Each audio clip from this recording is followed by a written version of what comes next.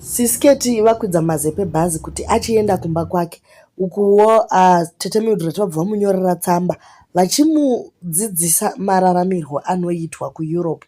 Welcome back to your channel. Please don't forget to like and subscribe nekushare video redu. So Sisketi vanyora vakati, bye Mr. Mazepe Chiita, go and start your new journey, my shift. We are going to miss you. Tange tatokujaira. We are going to miss your jokes. Chienda unoshandira mhuri. Fare tindike. Waziva mutemo weEurope, shared accommodation, less noise, plaza. Don't put munhu pa live video without their consent. Unonyura. No uniform ebasa pa live or pa pictures. No videos or camera at shift. Ziva zvawakafambira. Don't disappoint mama Sisketi. I wish you all the best. Anga achichema hake ari mubhazi Mazepe, asi ndo zvinoita upenyu.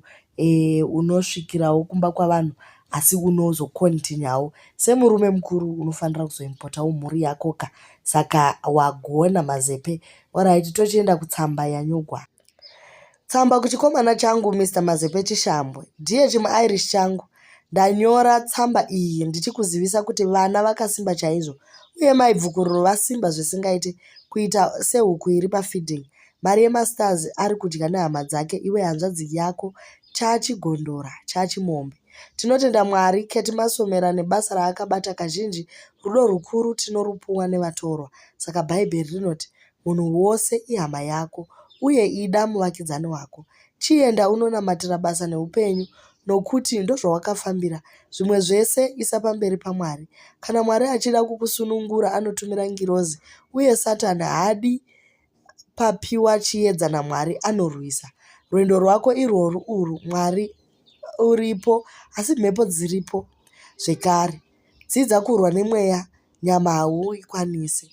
Kana waakumba kwako namata umbozvipa kubatana nemweya wenzvimbo. Nguva yebasa siya zvevanhu, umboita zvako.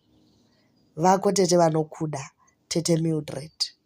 Pamwe vatete vatoona kuti aiwa bheta vatoita vachinyora tsamba kuna Mazepe kuti anzwisise kuti aiwa mweya yenzvimbo iriko asi iwewe siyana nazvo umbonamata. Sezvaambotaura kaMazepe akati iye muprofita uye anoona zvinenge zvichiitika muchadenga mumhepo yameno kachipostori chavo.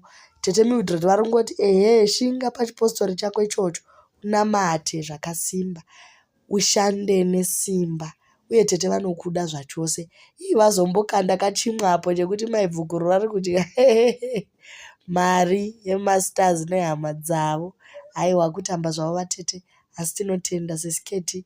Bye Mazepe, tozoonana. Chimboshanda rawakafambira, nesuwo tomboshanda yekutsvaka masters.